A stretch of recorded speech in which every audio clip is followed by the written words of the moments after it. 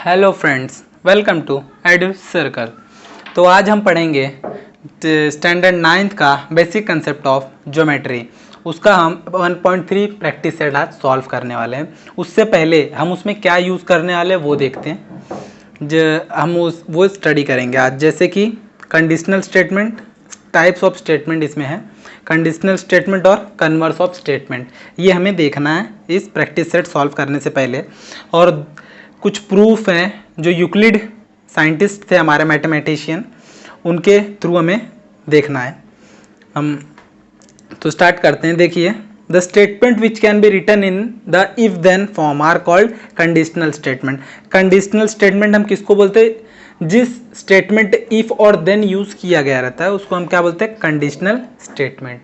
याद रखिए, अगर इफ और देन यूज किया गया उसे हम कहेंगे कंडीशनल स्टेटमेंट।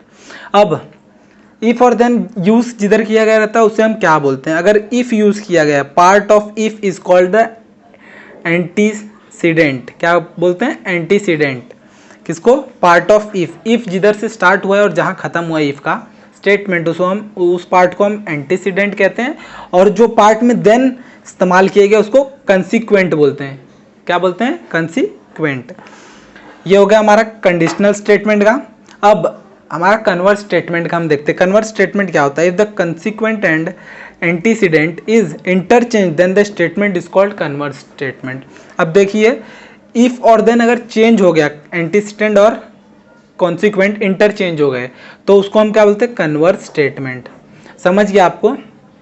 इफ और देन का स्टेटमेंट अगर है उसे हम कंडीशनल कहते हैं, इफ के पार्ट को एंटीसीडेंट और देन के पार्ट को कंसिक्वेंट, और ये दोनों को अगर इंटरचेंज कर दिए तो हमारा होता है कन्वर्स स्टेटमेंट। सिंपल सा है, हमें ये समझ गया। अब हम देखेंगे इसके कुछ एग्जांपल्स, सेंटेंस लेकर एग्जांपल देखते हैं। एक जैसे ले लिया मैंने, कंडीशनल स्टेटमेंट है, हाँ, वो उसको मैंने ले लिया, इफ अ क्वाड्रिलेटरल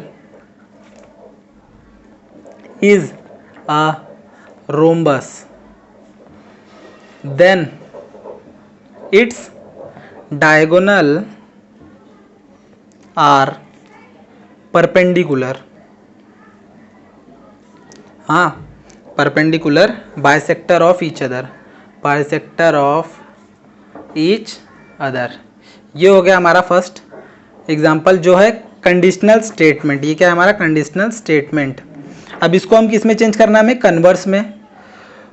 तो पहले हम देखते हैं, ये कंडीशनल स्टेटमेंट है क्योंकि इसमें इफ और देन का इस्तेमाल किया गया है, तो ये हो गया हमारा कंडीशनल स्टेटमेंट। अब एंटीसीडेंट और कंसिक्वेंट किसे कहते हैं? इफ के पार्ट को यहाँ से लेके इस पार्ट को हम क्या कहेंगे? एंटीसीडेंट, और देन से लेके जो भी पार्ट है, ये डायगोनल वगैरह, इसे हम क्या कहेंगे? कंसिक्वेंट। अब ये दोनों को इंटरचेंज करके हम क्या बनाएंगे? Converse.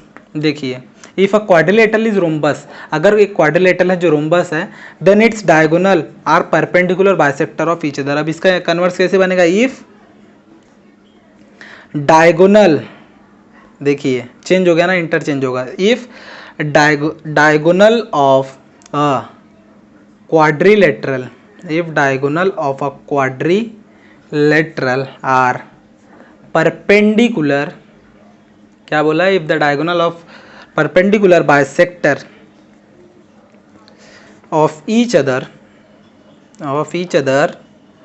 then it is rhombus। देखिए पूरा स्टेटमेंट कन्वर्स हो गया, उल्टा हो गया। देखिए क्या था ये? इफ क्वाड्रिलेटरल इज रोम्बस बोला था, लेकिन यहाँ पे क्या बोला? If diagonal of quadrilateral are perpendicular bisector of each other then it is rhombus. देखिए पूरा ये इंटरचेंज करके पूरा मीनिंग उल्टा हो गया है इसका, कि अगर रोम्बस, इसमें क्या बोला? अगर क्वाड्रिलेटरल रोम्बस है तब इसका परपेंडिकुलर होगा बाइसेक्टर, लेकिन इसमें कन्वर्स में क्या बोला? अगर diagonal of quadrilateral perpendicular bisector है तब ये रोम्बस होगा। तो यही हमें करना है कंडीशनल और कन्वर्स में। समझ गया आपको? अब हम आगे मूव करेंगे। तो इसमें कैसा है, यूक्लिड जी जो साइंटिस्ट है हमारे यूक्लिड, इनके थ्रू हमें पूरा ज्योमेट्री पढ़ना है। हाँ, ज्योमेट्री किनके थ्रू? यूक्लिड मैथमेटिशियन जो हमारे हैं, इनके थ्रू हमें पढ़ना है। तो उन्होंने क्या बोला है? इनके पोस्टुलेट्स हैं, कुछ क्या है, पोस्टुलेट्स, स्टेटमेंट है जिसको वो पोस्टुलेट्स बोलते हैं, जिसको उन्होंने प्रूफ किया है। और उन पोस्टुलेट्स को अगर हम लॉजिकली क्या करेंगे, लॉजिकली प्रूफ करेंगे तो उसको हम क्या बोलते हैं पता है आपको, थियरम। क्या बोलते हैं हम, थियरम बोलते हैं। तो अब हम उनके पोस्टुलेट्स को ही देखेंगे। तो चलिए हम देखते हैं उनके पोस्टुलेट्स को। देखिए, some of Euclid postulates, there are infinity lines passing through a point. अब देखिए उन्होंने क्या बोला, एक पॉइंट है जिसके थ्रू इन्फिनिटी लाइंस पास होते हैं। सिंपल सी बात है, एक पॉइंट मैंने ड्रॉ कर दिया, इसमें इन्फिनिटी लाइन ड्रॉ कर रहा हूँ। देखिए कितने लाइंस ड्रॉ होंगे, आप गिन भी नहीं सकते, है कि नहीं। ऐसा ही यही चीज़ हमें बताया गया ये फर्स्ट वाले में, एक पॉइंट में इन्फिनिटी लाइन हम ड्रॉ कर सकते हैं। समझ गया आपको, हम उसे गिन नहीं सकते। देयर, अब सेकंड देखेंगे, there is one and only one line passing through 2 points. Simple सी बात है, अगर 2 पॉइंट बनाया गया है इसमें सिर्फ एक ही लाइन बनेगा, यही चीज़ उन्होंने बोला है। सेकंड हो गया। थर्ड क्या बोला, circle of given radius can drawn taking any point of its centre. अब देखिए ये सेंटर है और ये सर्कल है। रेडियस होता क्या है हमारा, यहाँ से हाफ है ना, तो हम रेडियस कहीं से भी बना देते हैं। देखिए है ना, ये होता है हमारा रेडियस, यहाँ से इधर गया, यहाँ गया, यहाँ कहीं से भी बना सकते हैं। ये हो गया हमारा थर्ड पॉइंट। फोर्थ क्या, all right angles are congruent with each other. Simple सी बात है, अगर ऑल राइट एंगल मतलब होता है 90 डिग्री, 90 डिग्री इक्वल ही रहेंगे सबके, चेंज थोड़ी होंगे। ये हमें कॉमन सेंस की बात है। अब आते हैं फोर्थ पे, if 2 interior angles formed on one side of transversal of 2 lines add up to less than 2 right angle then line produce in direction intersect each other. अब देखिए 2 इंटीरियर एंगल्स बोला है हमें, क्या बोला, अगर 2 इंटीरियर एंगल अगर फॉर्म हो रहे हैं एक ट्रांसवर्सल से, हाँ, तो दोनों को ऐड करने पे लेस देन 90 और ये इक्वली बाइसेक्ट करेगा। ये हमारा हो गया फिफ्थ वाला। समझ गए, ये 2 इंटीरियर एंगल बन रहा है एक साइड में, वही चीज़ इक्वली बाइसेक्ट करेगा अगर वो 90 से लेस है, ऐसा उन्होंने बोला है। ये हमारा फिफ्थ हो गया। तो अब हम देखेंगे कुछ प्रूफ्स। हम देखेंगे अब प्रूफ क्या होता है, क्या बोलते हैं हम प्रूफ को, क्या बोलते हैं। अब देखिए थियरम को हम क्या बोलते हैं, theorem is a logical proof. Theorem क्या है, लॉजिकली कुछ भी हम प्रूफ कर रहे हैं उसको हम क्या बोलते हैं, थ्योरम बोलते हैं। तो वैसे ही लॉजिकल आर्ग्यूमेंट जो है, logical argument to prove theorem, theorem को प्रूफ करने के लिए जो लॉजिकल आर्ग्यूमेंट किया जाता है उसको हम बोलते हैं प्रूफ। समझ गया आपको। और एक चीज़ इसमें इंपॉर्टेंट है, जैसे हम कोई भी थ्योरम का स्टेटमेंट लिखा हुआ रहता है ना, उसमें क्या रहता है, जो एंटीसीडेंट रहता है उसको हम क्या बोलते हैं, गिवन पार्ट, मतलब वो दिया गया है हमें, उसको हमें यूज़ करना है। और जो कंसीक्वेंट रहता है उसको हमें क्या करना रहता है, प्रूव करना रहता है। क्या करना रहता है, प्रूव। समझ गए आपको, मतलब एंटीसीडेंट पार्ट मतलब गिवन पार्ट है और कंसीक्वेंट मतलब हमें ये प्रूफ करना। तो इजीली आप अंडरस्टैंड कर लेंगे कि क्या प्रूफ करना है और क्या नहीं। अब 2 टाइप के प्रूफ होते हैं, 2 टाइप्स ऑफ प्रूफ होते हैं। एक होता है डायरेक्ट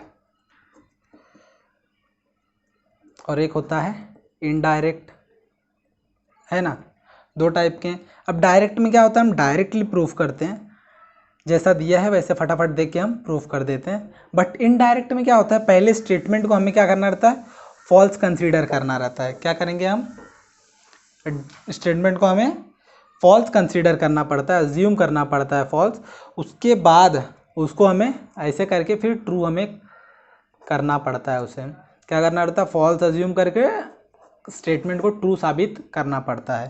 तो ऐसे हमारा इनडायरेक्ट और डायरेक्ट होता है। डायरेक्ट को हम कुछ भी दिया रहेगा उसे स्ट्रेटली प्रूफ कर देंगे, इनडायरेक्ट को हमें पहले फॉल्स करके फिर ट्रू हमें दिखाना होता है उसे। तो अब हम क्या करेंगे, डायरेक्ट पे एक एग्जांपल लेंगे और एक इनडायरेक्ट पे लेंगे। तो पहले हम एक डायरेक्ट पे लेंगे एंगल का एग्जांपल, 2 इंटरसेक्शन लाइन का, और उसके बाद प्राइम नंबर का एग्जांपल लेंगे इनडायरेक्ट के लिए। ओके, तो चलिए अब हम देखते हैं डायरेक्ट प्रूफ। डायरेक्ट प्रूफ में क्या दिया, थियरम फर्स्ट दिया, the opposite angles formed by two intersecting lines are called equal measure. क्या बोला है, दो इंटरसेक्टिंग लाइन है उसके अपोजिट एंगल्स, जैसे ये एंगल इक्वल है और ये एंगल इक्वल है, हमें दिखाना है ना। तो पहले क्या बोला, गिवन लिख लेंगे हम, क्या गिवन लिख लेंगे हम, क्या लिखेंगे, line A B and line C D intersect, क्या दिख रहा है वो लिख दीजिए, गिवन में जितना जो भी दिखता रहेगा वो लिख दिया करो। देखिए लाइन ए बी और सी डी इंटरसेक्ट कर रहा है एक दूसरे को, हमने लिख दिया। कहाँ पे इंटरसेक्ट कर रहा है, at point O, point O पे इंटरसेक्ट कर रहा है, हमने लिख दिया। कैसे इंटरसेक्ट कर रहा है वो भी लिख दीजिए, एंगल ए ओ बी बना है एंड सी ओ डी, ऐसा बन के इंटरसेक्ट कर रहा है वो। तो अब हमें प्रूव क्या करना है, टू प्रूव, सिंपल सी बात है, अपोजिट एंगल्स को हमें इक्वल बताना है। तो पहला आएगा हमारा A O C, angle A O C equal to B O D को लेंगे हम, angle B D O B ले लिया हमने, समझ लीजिए। और उसके बाद सेकंड क्या प्रूफ करना रहेगा हमें, ए ओ डी और B O C, angle B O C equal to angle A O D, ये दो चीज़ हमें प्रूफ करनी है। तो अब हम स्टार्ट करते हैं प्रूफ इसका। सिंपल सा पहला देखेंगे, क्या लिखेंगे हम, देखिए ये लीनियर लाइन है ना, मतलब ये 180 डिग्री है, स्ट्रेट लाइन को हम 180 डिग्री कंसीडर करते हैं, तो ये दोनों प्लस में आ जाएगा। तो हम ले लेंगे angle A O C plus angle B O C, क्या ए ओ सी और बी ओ सी क्या है ये, इज इक्वल टू 180 आ जाएगा। क्यों, क्योंकि मैंने आपको बताया angles in linear pair, angles in linear pair है ना, एंगल्स इन लीनियर पेयर में 180 डिग्री होता है, ये ऐसा हो गया 180 डिग्री, समझिए आपको। अब सेकंड लिखेंगे एंगल, सेकंड लीनियर लेंगे, इसको लेंगे, हाँ इसमें क्या आ जाएगा, ये angle B O C plus angle B O D 180 degree, क्या है बी ओ सी और बी ओ डी, इसको हमने लिया तो हमारा ये डाउन साइड का आ गया। ये हो गया हमारा second, angles in linear pair same आ गया हमारा, है ना। लीनियर पेयर मतलब सीधे सीधा सिंगल लाइन है तो 180 आएगा, ये स्ट्रेट लाइन को 180 हम मानते हैं, याद रखिएगा। अब देखिए दोनों 180 डिग्री है तो क्या करेंगे हम, angle A O C plus angle B O C equal to angle B O C plus angle B O D. क्यों, क्योंकि ये फ्रॉम 1 एंड 2, कहाँ से 1 एंड 2 दिखा रहा है कि ये इक्वल है, बिकॉज दोनों 180 है। अब सिंपल सी बात है, ये दोनों सेम है तो इसको हम क्या करेंगे, एलिमिनेट कर देंगे और angle A O C equal to angle B O D हो गया हमारा प्रूफ। क्या कर दिया, एलिमिनेट कर दिया, eliminate angle B O C, angle A O C हमें मिल गया, A O C equal to B O D और डी ओ बी, चाहे जो लेना है वो ले सकते हैं हम, है ना। तो सिमिलरली हमारा वो भी प्रूफ हो जाएगा, similarly angle B O C equal to angle A O D, hence proved. ऐसे हमने इसको प्रूफ कर दिया, समझ गए। अब हम सेकंड वाला देखेंगे। सेकंड क्या है, सेकंड हमारा प्राइम नंबर है, जो हम इनडायरेक्ट प्रूफ का है, प्राइम नंबर का बोला गया है। तो हमें क्या बोला, P is a prime number greater than 2, P क्या एक प्राइम नंबर है जो 2 से ग्रेटर देन है, that is 1 and P are the only division of P, P का डिवीजन क्या आएगा 1 एंड P खुद, है ना। सिंपल सी बात है, प्राइम नंबर मतलब खुद के डिवाइड में जाता है और 1 के, तो ये P वही है, P is a prime number greater than 2, है ना। तो पहले हमें क्या बोला, इनडायरेक्ट में क्या होता है, पहले प्रूफ क्या करना वो देख लीजिए। P is an odd number, reason क्या है, जो P के ऊपर ग्रेटर है वो ऑड नंबर ही है ना, P is an odd number, हमें ये प्रूफ करना है। तो हमें पहले करना क्या है, हमको रॉन्ग अज्यूम करना है कि हम लेंगे let suppose that P is not an odd number, P क्या है, ऑड नंबर नहीं है। इनडायरेक्ट में मैंने आपको बोला था पहले फॉल्स प्रूफ करना, उसके बाद ट्रू कंसीडर ऑटोमेटिक हो जाएगा। So P is an even number. देखिए अगर पी ऑड नंबर नहीं है तो पी क्या हो जाएगा हमारा, एक इवन नंबर हो जाएगा। और उसके बाद क्या लेंगे हम, पी इसका पी का डिवीज़र क्या हो जाएगा, डिवीज़र ऑफ पी इज 2, 2 का, क्योंकि इवन नंबर क्या होता है, 2 का डिवीज़र होता है। सिंपल सी बात है, वही हमने लिखा है यहाँ पर। और फिर prime number is greater than 2 बोला है, दिया क्या गया है, but it is given that prime P is a prime number greater than 2 बोला है। तो ये तो हमारा इवन नंबर जो हमने लिया है वो तो 2 है ना, बट 2 से ग्रेटर बोला है, इज ग्रेटर देन 2, गिवन है ये हमारा।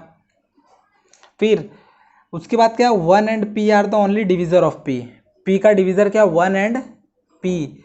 और हमने यहाँ पे क्या लिखा है, 2, इवन नंबर का ऑब्वियसली 2 होता है, बट हमारा ऊपर क्या दिया, 1 and P only the divisor of P, है ना, डिवीज़र्स ऑफ पी, क्योंकि वो प्राइम नंबर बोला है ना। तो फर्स्ट और सेकंड की स्टेटमेंट से पता चलता है कि ये स्टेटमेंट क्या है, false. Statement 1 and 2 are contradictory, क्या लिखेंगे हम, कॉन्ट्राडिक्शन भी लिख सकते हैं, contradiction. Therefore the assumption is wrong, the assumption is wrong that P is not odd is false, P जो है वो odd नहीं है, ये गलत है। Therefore this proves that a prime number greater than 2 is an odd number। Simple सी बात है, अगर 2 से ग्रेटर है प्राइम नंबर, वो ऑड ही आएगा, हमें सीधी सी बात पता है। इवन नंबर थोड़ी बोला है जो हम 2 ले सकते हैं, तो हमारा प्रूफ हमें डायरेक्ट मिल गया, इनडायरेक्ट का प्रूफ।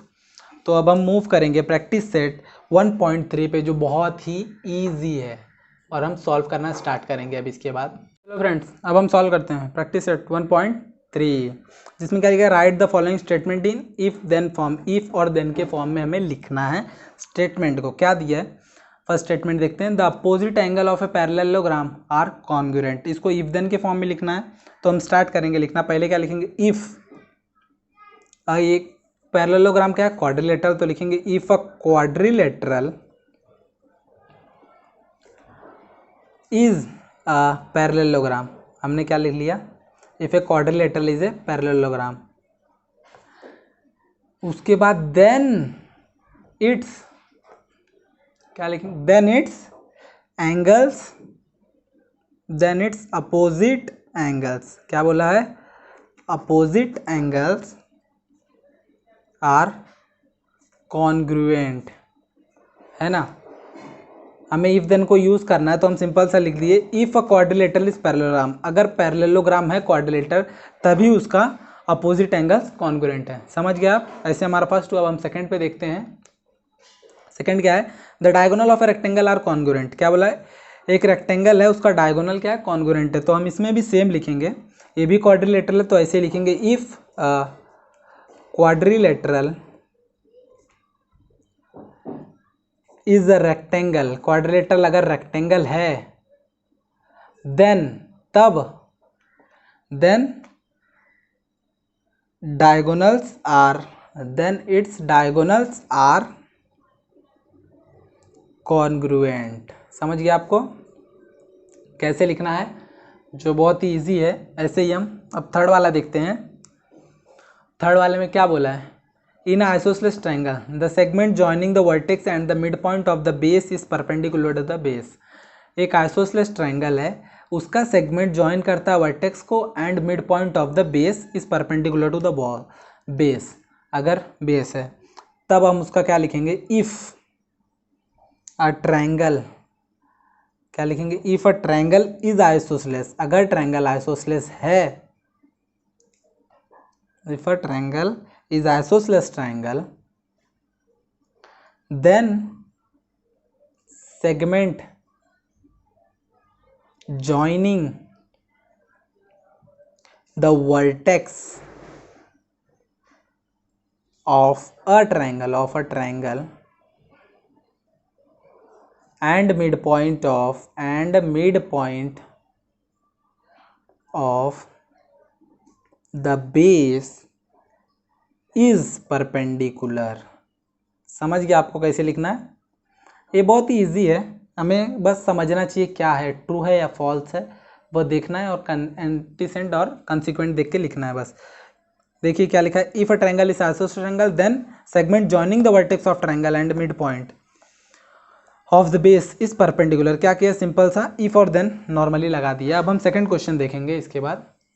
तो चलो फ्रेंड्स, अब हम देखेंगे सेकंड सब क्वेश्चन हमारा। सेकंड सब क्वेश्चन हमारा क्या है, write the converse of the following statement. Following statement का हमें क्या लिखना है, converse. The alternate angle form by two parallel lines and their transversal are called congruent. दो पैरेलल लाइन, अल्टरनेट एंगल कैसे फॉर्म होता है, दो पैरेलल लाइन के ट्रांसवर्सल अगर उसमें गया तो क्या कैसे लिखेंगे, if the alternate angle made by two lines, अगर दो लाइन से बना हुआ है, इफ एंड देयर ट्रांसवर्सल